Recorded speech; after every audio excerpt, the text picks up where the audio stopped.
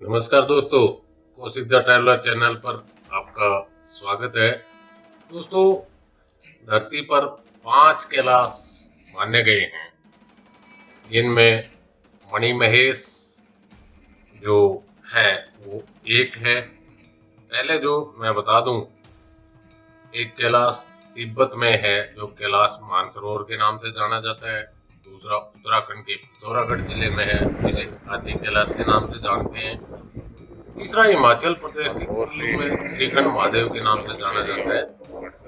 और एक और अन्य अच्छा फील हो रहा है।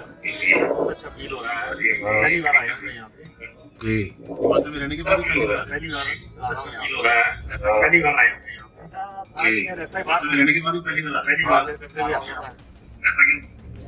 भारत में रहता है बाहर कैसा लगा आपको? हिमाचल में भी आता था, कैसा लगा?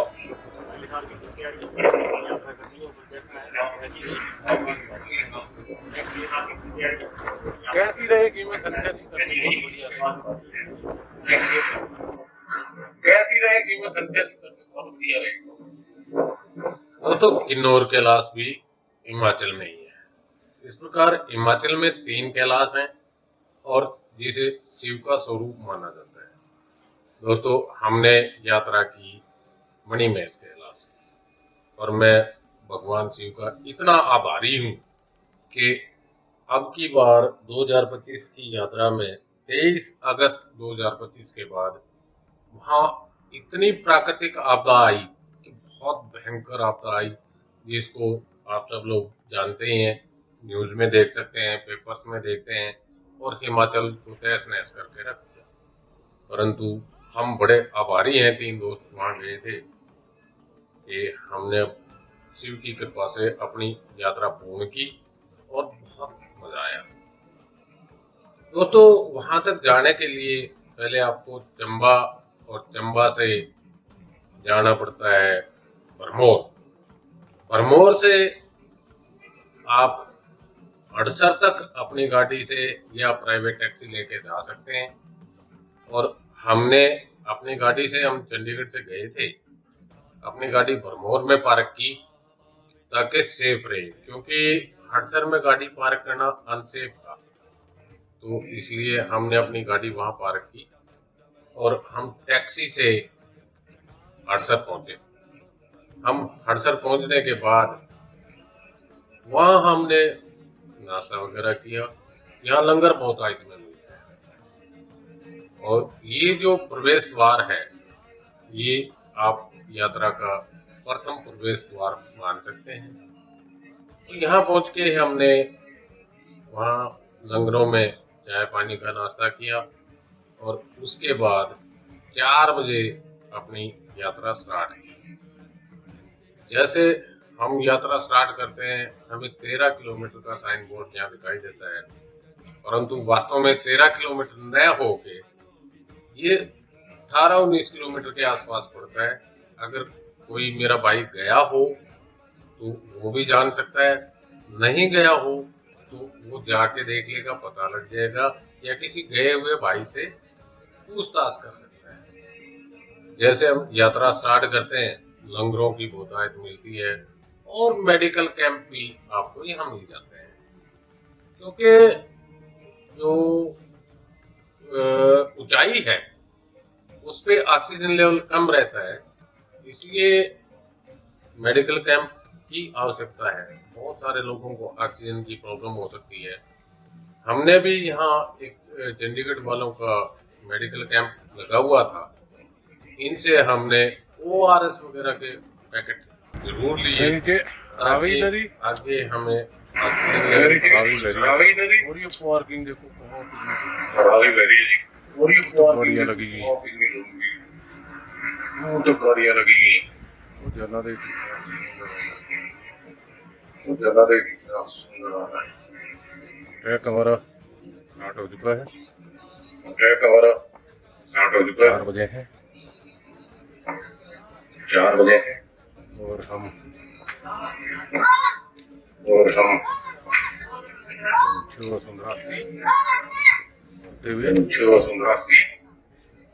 होते हुए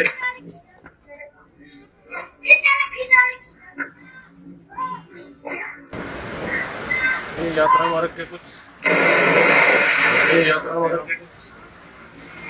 वैसे देख सकते हैं आप।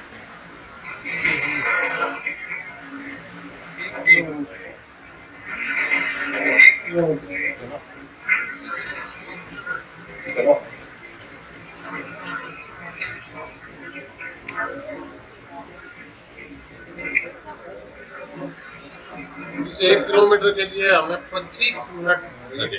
आने में हमें 25 मिनट का टाइम लगा। अभी आपको आसान रास्ता दिखाई दे रहा है। चलो चलो क्या करें? रजिस्ट्रेशन तो करवाई हुई आपने? रजिस्ट्रेशन तो करवाई हुई आपने? नहीं वो तो 40 रुपए किया था ना आपने? वो तो 40 रुपए किया था ना आपने? अच्छा।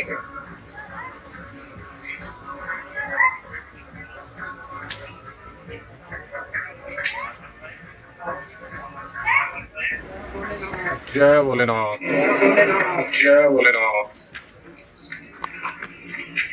यात्रा में हमें कुछ साथी जो सह यात्री थे, कुछ जाते हुए मिलते हैं, कुछ आते हुए मिलते हैं। उनको देख के आपका उत्साह बढ़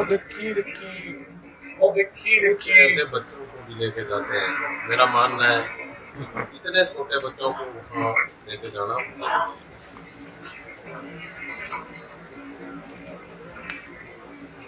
कठिन मार्ग। अभी हम पहुंचे ही कुछ नहीं है, 1.5-2 किलोमीटर पहुंचे थे और उसी समय हमारी हालत ऐसी हो गई थी कि बहुत थकान फील कर रहे थे। ये देख सकते हैं रास्ता कितना कठिन है। यहाँ तो फिर भी आसान दिखाई दे रहा है, आगे बहुत ही कठिन रास्ता है।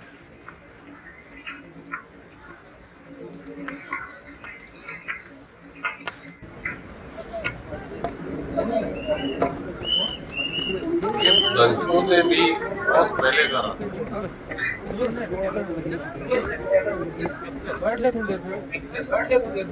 महिलाएं भी, ये थके हुए प्राणी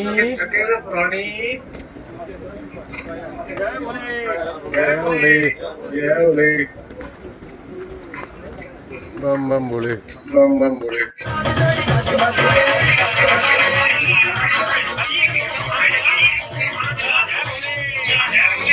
ऐसे नज़ारे देख सकते हैं आप रास्ते में।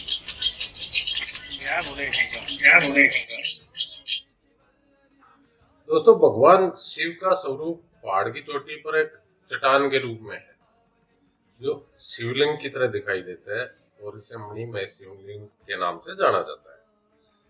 ऐसा माना जाता है कि मणिमय शिखर केवल भाग्यशाली लोगों को ही दिखाई देता है।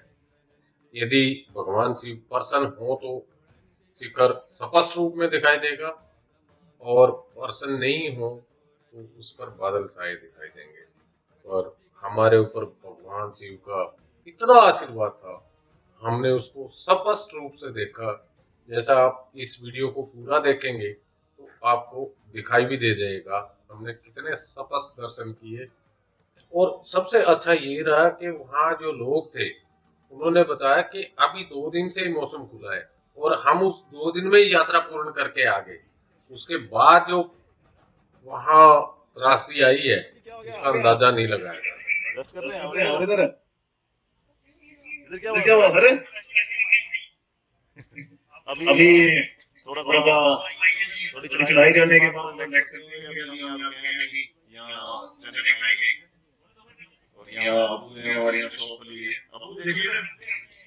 शॉप लिए खीरा चने वगैरह खाएंगे। चलिए 2 घंटे हो गए और इधर मैं भी हूँ, खीरे का स्वाद लेते हुए। कैसा लग रहा है नमक के साथ? देसी।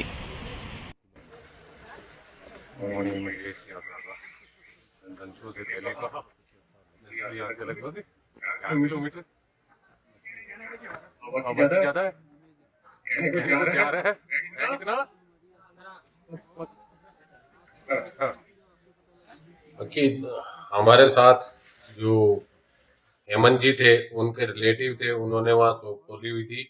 हमने वहाँ कुछ देर रेस्ट किया और खीरे, उबले हुए चने वगैरह खाए। उन्होंने हमारी बहुत सेवा की और हम उनके बहुत आभारी हैं भाई। दोस्तों, मणिमहेश झील जो है हिमाचल के प्रमुख तीर्थ स्थानों में से एक है और कैलाश पीक जो है उसकी ऊंचाई 18,564 फीट है। इसके नीचे जहां पवित्र झील है, ये इसकी ऊंचाई 13,500 फीट है। कैलाश पर्वत को अजय माना जाता है और ये बता दें कि माउंट एवरेस्ट सहित बहुत अधिक ऊंची चोटियों पर मानव विजय प्राप्त कर चुका है, परंतु यहाँ तक आज तक कोई चढ़ने का साहस नहीं कर पाया। कई बार लोगों ने यहाँ चढ़ने का साहस किया है, परंतु वो असफल रहे। एक कहानी बताती है कि एक गद्दी ने भेड़ के झुंड के साथ पहाड़ पर चढ़ने की कोशिश की थी और वो रास्ते में ही भेड़ों के साथ पत्थर में बदल गया। प्रमुख चोटी के नीचे छोटे छोटे चोटियों की श्रृंखला जो दिखती है, वो चरवाहे और उसके भेड़ों के झुंड को दिखाते हैं। दोस्तों, मैं यात्रा के साथ साथ जो मेरे हैं अनुभव, उनके साथ साथ मैं आपको हिस्ट्री बता रहा हूँ। और जब जैसे ही हम धनसो पहुंचते हैं, मेरी जो टांगे थी वो जवाब दे चुकी थी। मैं इससे आगे बढ़ने में सफल नहीं था, इसलिए मैंने रात को यहीं रुका। और क्योंकि हेमंत जी और राणा जी थे, उन्होंने कहा कि सुबह 7 बजे दर्शन करने हैं, इसलिए मैंने यहाँ रुकने का निर्णय लिया और अर्ली यहाँ से घोड़ा लेने का प्रयास किया कि 5 बजे मैं यहाँ से घोड़ा लेके अगला जो डेस्टिनेशन है वो वहाँ उनको मैं मिल पाऊँ। परंतु मैं घोड़ा 5 बजे नहीं ले पाया, मुझे 7 बजे घोड़ा मिला और उसके बाद मैंने अपनी जो यात्रा घोड़े से स्टार्ट की, वो मेरी बहुत अच्छी रही। धनसो से जो मणिमहेश झील या उसको डल झील के नाम से भी जाना जाता है, वहाँ तक मैं घोड़े पे गया, रास्ते के नज़ारे कैप्चर किए। और जब हम यहाँ पहुँचते हैं, इसको शिव घराट के नाम से जाना जाता है। इस जगह को शिव घराट जो है उसमें आज भी बताते हैं कि शिव की चक्की चलने की आवाज आती है। इसलिए यहाँ लोग मान्यता के अनुसार, जो स्थानीय लोग हैं जिनको इस मान्यता का पता है, वो अनाज लेकर आते हैं और यहाँ अनाज शिव घराट पर चढ़ाते हैं और दान भी कुछ करते हैं। दोस्तों, ये एक बहुत ही कठिन चढ़ाई मेरे ट्रैकिंग रूट जो रहे हैं उनमें रही है, पर मैं अपने आप को इतना भाग्यशाली मानता हूँ कि ये ट्रैकिंग रूट मैंने पूरा किया। और इसके बाद हम जैसे यहाँ से निकलेंगे, हमें सुंदरासी एक जगह मिलेगी, पर उससे पहले आप बहुत सारे ये लंगर देख पाएंगे जहाँ जगह जगह लोग हाथ जोड़कर आपसे खाने की प्रार्थना करते हैं। क्योंकि घोड़े वाला भी थोड़ा थक चुका था और उसने कहा जी यहाँ रेस्ट करते हैं। सुबह हम विदाउट ब्रेकफास्ट के निकले थे, इसलिए हमने सुंदरासी में कुछ देर रुके और ब्रेकफास्ट किया और उसके बाद हम आधा घंटा रुकने के बाद वहां से निकलते हैं। हाँ, सुंदरासी जब हम पहुंचते हैं तो यहाँ पेड़ों की संख्या बहुत कम हो जाती है और यहाँ से ऑक्सीजन लेवल कम होना स्टार्ट हो जाता है। और उसके बाद जो आपकी चढ़ाई होती है वो थोड़ी सी कठिन होती है।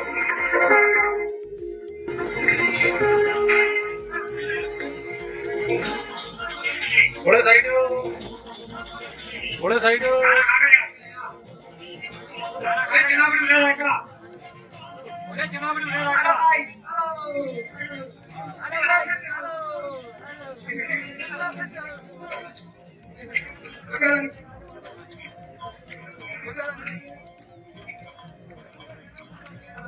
ये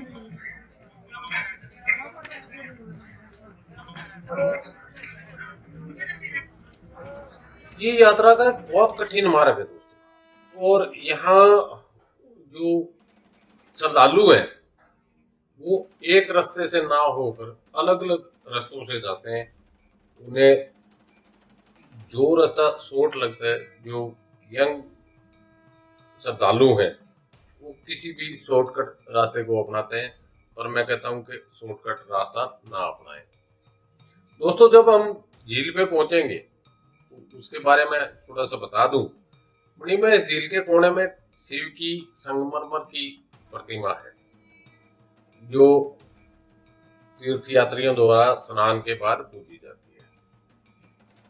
और तीर्थयात्री झील के चारों ओर 3 बार परिक्रमा करते हैं, और उस झील के आसपास जो शानदार दृश्य दिखाई देते हैं उनका नजारा ही कुछ अलग है। झील के शांत पानी में बर्फ की चोटियों, और अगर मौसम सही हो तो कैलाश पर्वत का प्रतिबिंब जो दिखता है उसकी महिमा बखान ही नहीं की जा सकती भाई साहब। मणिमय 2-3 मार्गों से जाया जा सकता है। लाहौल स्पीति से तीर्थयात्री उगती पास के माध्यम से आते हैं। कांगड़ा और मंडी में कुछ वारसी या जलसू पास के माध्यम से आते हैं, परंतु सबसे आसान मार्ग जो है वो चंबा से भरमौर वाला है, क्योंकि भरमौर से हड़सर तक आपको बस की सुविधा भी अवेलेबल है, टैक्सी की सुविधा भी अवेलेबल है, और वहां से आप आसानी से जा सकते हैं। बीच में दंचो जो आता है वो एक ऑलमोस्ट बीच का स्थान है, और वहां रात को रुका जा सकता है। वहां कोई आपको दिक्कत नहीं आती। हेलीकॉप्टर की भी सुविधा आपको मिल जाती है। ये हेलीकॉप्टर की सुविधा आपको भरमौर से मिलेगी, और गौरीकुंड तक आपको हेलीकॉप्टर छोड़ेगा, और उसका एक साइड का किराया 3340 रुपये था, और दोनों साइड का किराया 6600 रुपये था। परंतु मौसम खराब होने के बाद, धुंध होने के बाद आपको ये सेवा उपलब्ध नहीं होगी। तो इसलिए आप इस बात का ध्यान रखें कि आपको कौन सी सुविधा चाहिए। हाँ, इसके अलावा आपको घोड़े की सुविधा भी अवेलेबल है, जो कि आपको हड़सर से और झील तक 2800 रुपये चार्ज करते हैं, परंतु बार्गेनिंग की जा सकती है। रास्ते में इस टाइप की रहने की सुविधा मिल जाती है आपको, जो 100 रुपये पर बेड लेते हैं आपको। रास्ते में रुकने के लिए अगर आपको आवश्यकता है तो 100 रुपये पर बेड आपको मिल जाएगा। खाना अगर आप इनके पास खाना चाहें तो उसके चार्जेस अलग होंगे, अदरवाइज आप लंगर जगह जगह लगे हुए हैं वहाँ खा सकते हैं। थोड़ा सा परेशानी हमें आती है फ्रेश होने की, टॉयलेट वगैरह की, परंतु बहुत सारे लंगरों में इसका बहुत बढ़िया इंतजाम है। पर कुछ लंगरों में असुविधा हो सकती है, इसलिए आप इस बात का ध्यान रखें कि आप उसी लंगर में स्टे करें, या उसी लंगर के पास स्टे करें, या उसी जो ये स्टे पॉइंट है वहाँ स्टे करें जहाँ की आपको इस टाइप की व्यवस्था मिल जाए, ताकि किसी प्रकार की आपको असुविधा ना हो। और जब हम पहुँचते हैं गौरीकुंड तो वहाँ का नज़ारा ही कुछ अलग होता है, और गौरीकुंड से आपको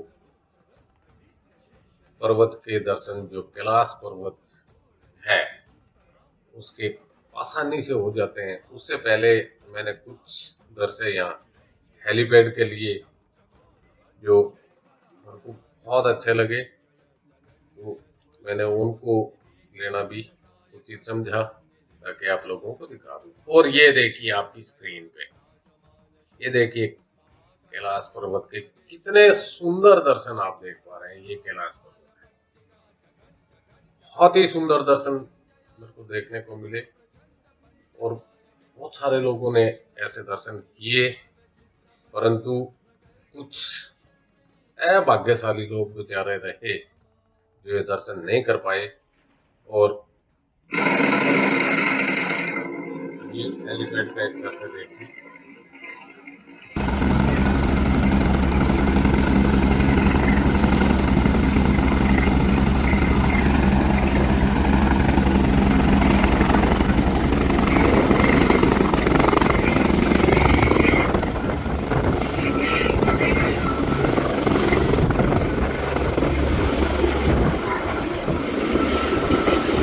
तो हेलीपैड के दृश्य के साथ साथ मैं आपको जानकारियां जो दे रहा हूँ वो भी एक बहुत जरूरी है।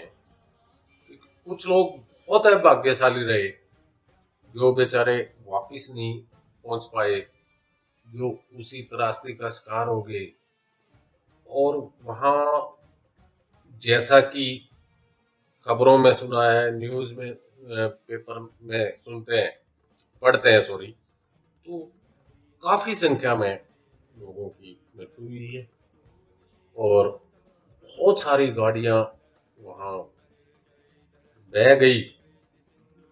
मतलब मैं क्या कहूँ, जान और माल का इतना नुकसान हुआ है कि जिसकी कोई कैलकुलेशन ही नहीं की जा सकती। और जिस घर से कोई परिवार से कोई सदस्य गया है तो उसकी जो कैलकुलेशन करना, उसकी आपदा का सामना करना, सोचना, वो अलग ही बहुत ही कठिन उनके साथ हुआ है और उनके लिए हार्दिक संवेदना है। परंतु हम कर कुछ नहीं सकते। मैं तो आपको ये वीडियो दिखा सकता हूँ। ये देखिए, कैलाश पर्वत के मैंने दोबारा दर्शन किए। हाँ, हम वहाँ दोस्त जो ट्रैक पे गए थे तीनों बिछड़ चुके थे और बिछड़ने के बाद हमने अलग अलग समय पे वहाँ स्नान किया। और स्नान के बाद, क्योंकि वहाँ नेटवर्क नहीं है किसी भी कंपनी का, तो वहाँ मोबाइल की कोई सुविधा आपको उपलब्ध नहीं है। वहाँ से जैसे ही हमने संपर्क करने का कोई साधन ही हमारे पास नहीं था, किसी भी प्रकार का कोई साधन नहीं था, इसलिए हम अपने हिसाब से चलते रहे और जैसे जिसको अच्छा लगा उसी हिसाब से स्नान किया। और मैं आपको वो दिखाऊंगा, जो पवित्र झील है कितनी सुंदर है दोस्तों। जो हिस्ट्री मैं बता रहा था, पुरानी कथाओं के अनुसार इसे भगवान शिव का निवास स्थान और स्वर्ग कैलाश माना जाता है।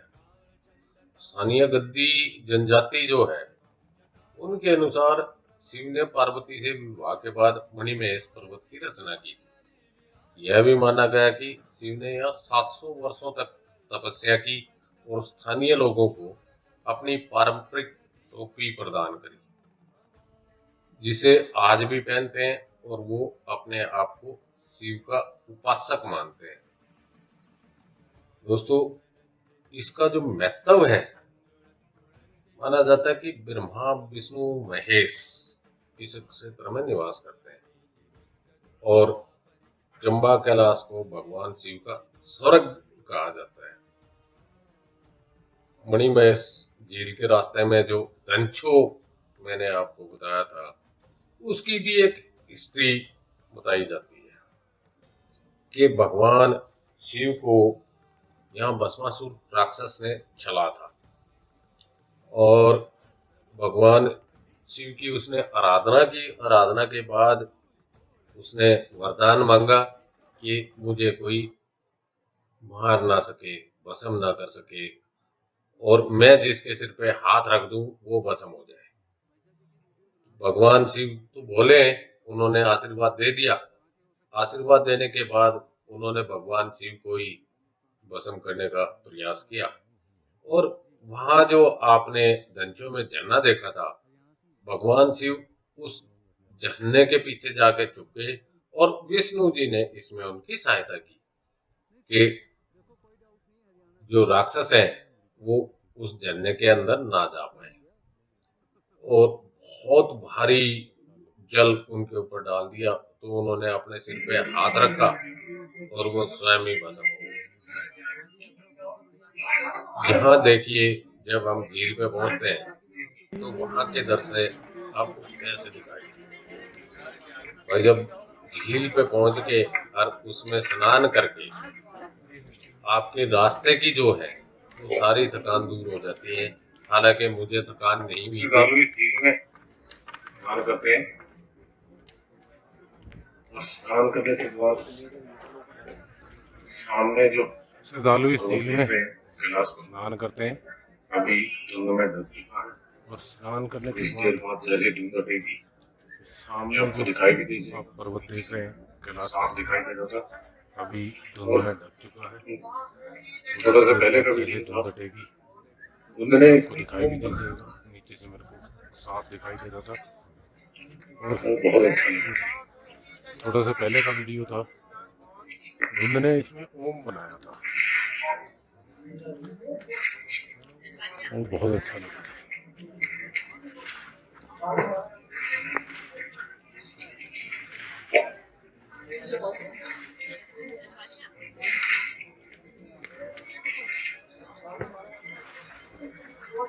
दोस्तों, मणिमहेश यात्रा जो है आधिकारिक रूप से जन्माष्टमी के दिन से स्टार्ट होती है और राधाष्टमी तक चलती है। देखिए धीरे धीरे अपने लगी।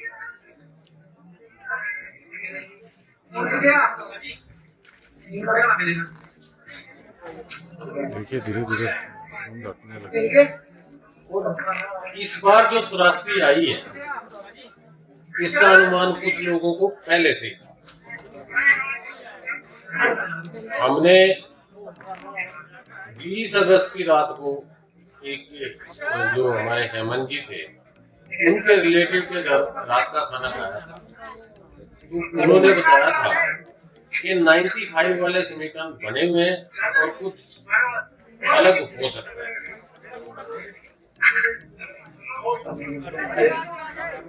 तो हमने इस बारे में उनसे विस्तार से पूछा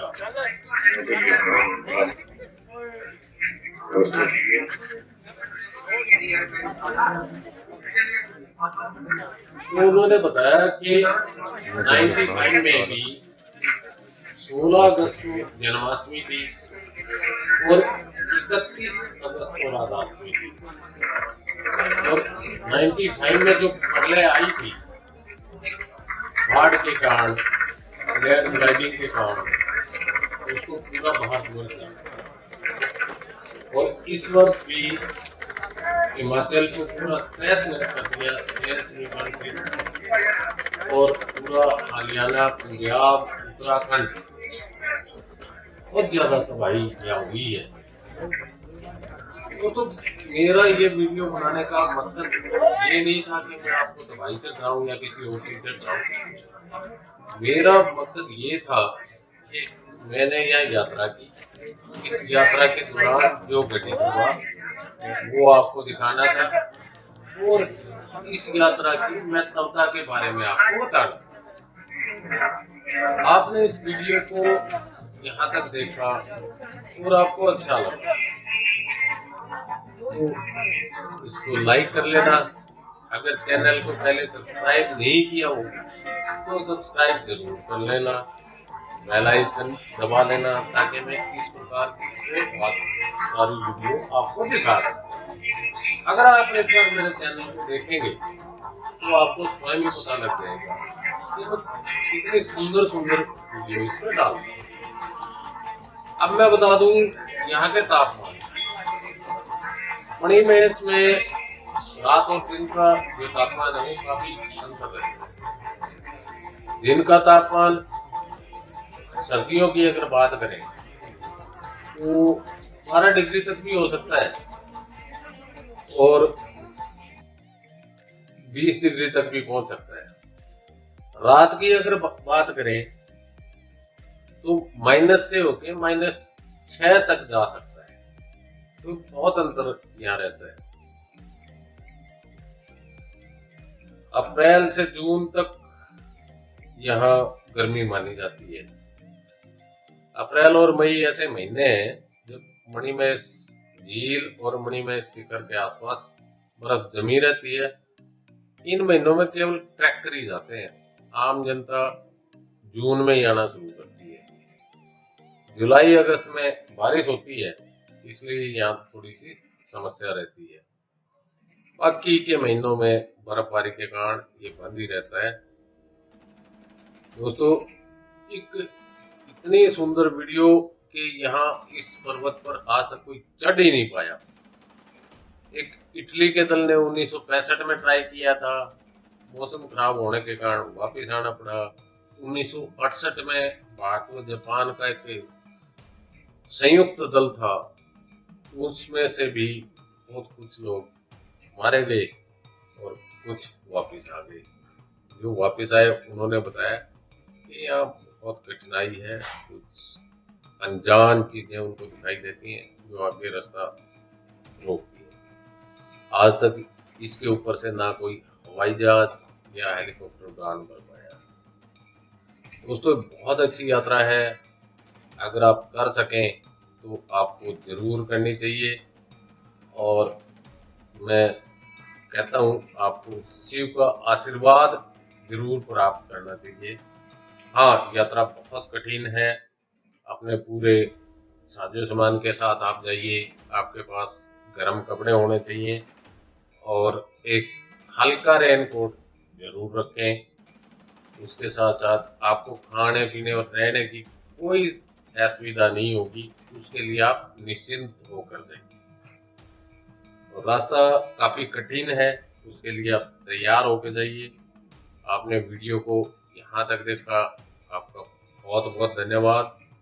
और आपसे पुनः अनुरोध है कि चैनल को सब्सक्राइब ना किया हो तो ज़रूर कर लें, किया हो तो ऐसा नहीं करना कि दोबारा सब्सक्राइब बटन दबा देंगे तो अनसब्सक्राइब हो जाता है।